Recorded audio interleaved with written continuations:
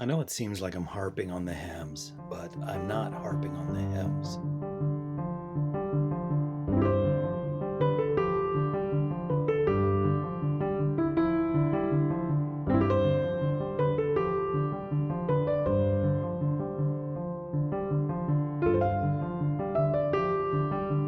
Hello, everyone. A quick look today at a book found at my nearby Mennonite thrift. Story of the Hymns and Tunes. Theron Brown and Hezekiah Butterworth. One of my favorite real person names ever. It's a cloth overboard from the American Tract Society in somewhat rough shape. There's the hint of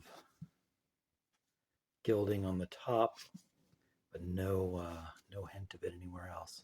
In fact, I'm not even sure you can see that in this light. Oh, there you go. A little bit. Nothing here or here.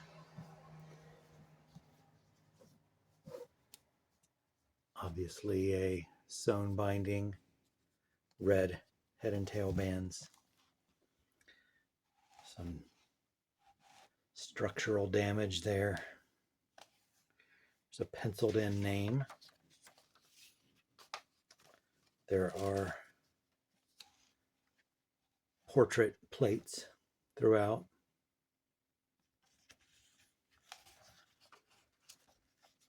Title page.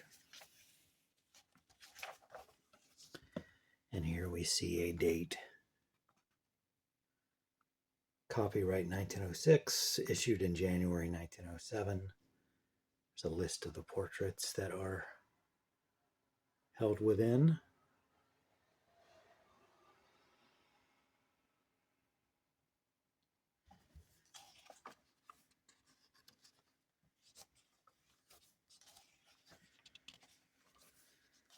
Apparently this is an amalgamation of two works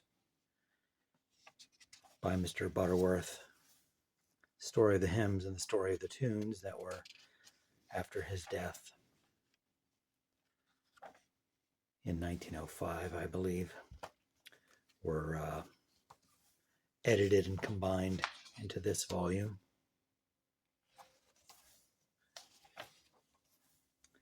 It's obviously not comprehensive because the number of hymns is nearly infinite. I'll go through and show a couple of representative examples here. The first one, familiar to anyone that uses any form of liturgical Christian worship, the Te Deum. And it discusses its origin, likely with St. Ambrose, 4th century.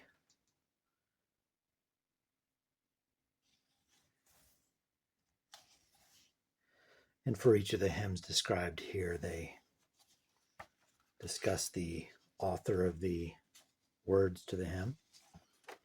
And they also have a word about the tune and who was the creator of that.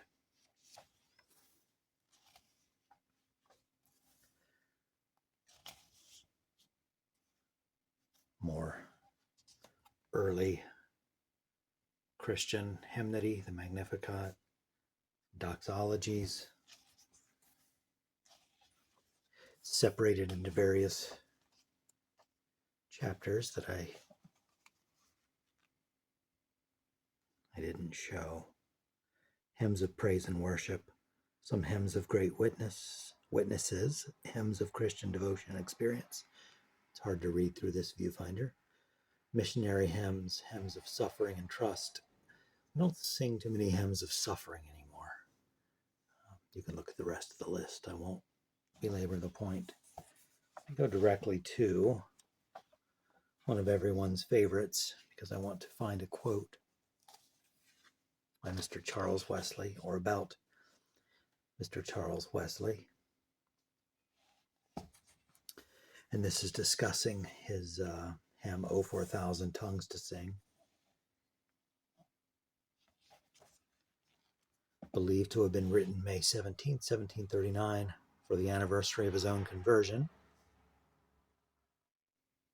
There's a quote here by Isaac Taylor: "There is no main article of belief, no moral sentiment peculiarly characteristic of the gospel, that does not find itself pointedly and clearly conveyed in some stanza of Charles Wesley's poetry."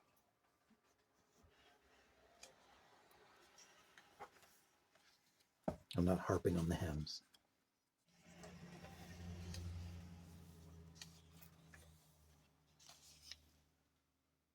Thomas A. Kempis.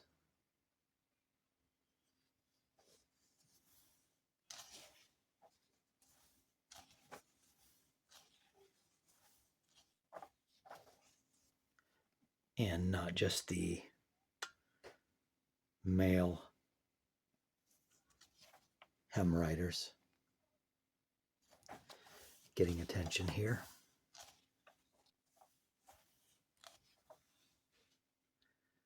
Rock of Ages, Cleft for Me. I have another book of similar age about that hymn.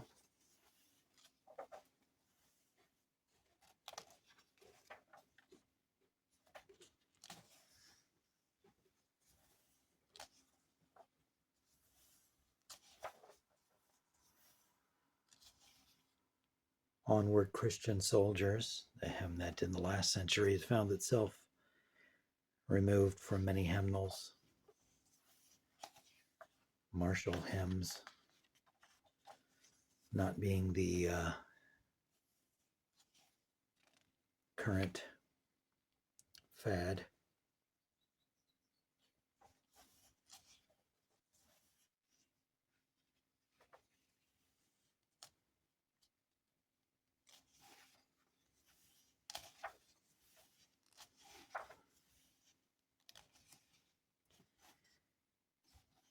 Old revival hymns. Here's an object lesson as well.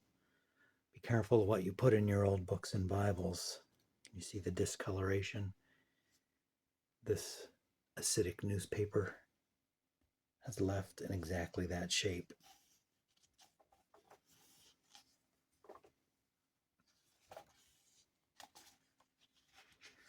Come Thou Fount of Every Blessing, Reverend Robert Robinson.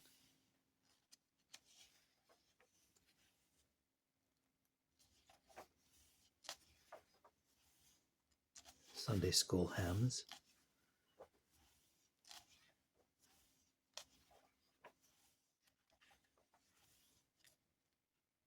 Star Spangled Banner.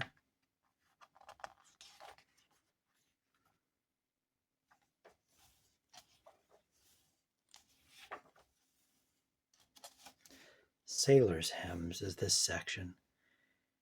Interesting, that gets its own section, as in the prayer book there are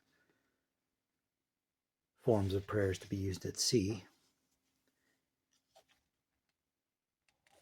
It's apparently a larger part of life, at least Christian life, life in general,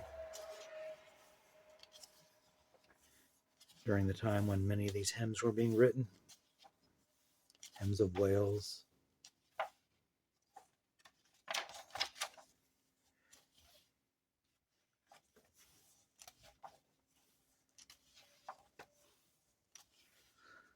Field hymns. I believe they're referring to workers in the fields. Hymns of the working man, I guess. Let the Lower Lights Be Burning. Now there's a hymn with an interesting local story. Here in Central Ohio, there are a group of mission-related medical facilities that are called Lower Lights Healthcare and such. I believe they were started by a Nazarene organization, my church, my denomination, in the Columbus area, but in outlying areas as well. And the name is so curious, but it comes from the hymn, Let the Lower Lights Be Burning, a fact that no one going there probably knows unless it's maybe in their brochures. But it mentions here it's from an illustration by presumably Dwight Moody. A stormy night on Lake Erie, and the sky pitch dark. Pilot, are you sure this is Cleveland? There's only one light. Quite sure, Captain. Where are the lower lights? Gone out, sir. Can you run in? We've got to, Captain, or die. The brave old pilot did his best, but alas, he missed the channel. The boat was wrecked with a loss of many lives. The lower lights had gone out. Brethren, the master will take care of the great lighthouse. It is our work to keep the lower lights burning. Maybe a hymn you're not familiar with.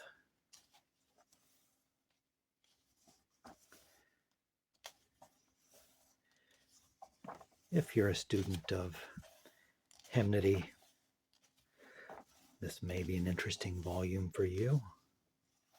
Tend to doubt that I'll keep it, but I thought I'd share it with you all today. Story of the Hymns and Tunes, Theron Brown and Hezekiah Butterworth. Thanks for looking through this with me today. Hope to see you here again next time.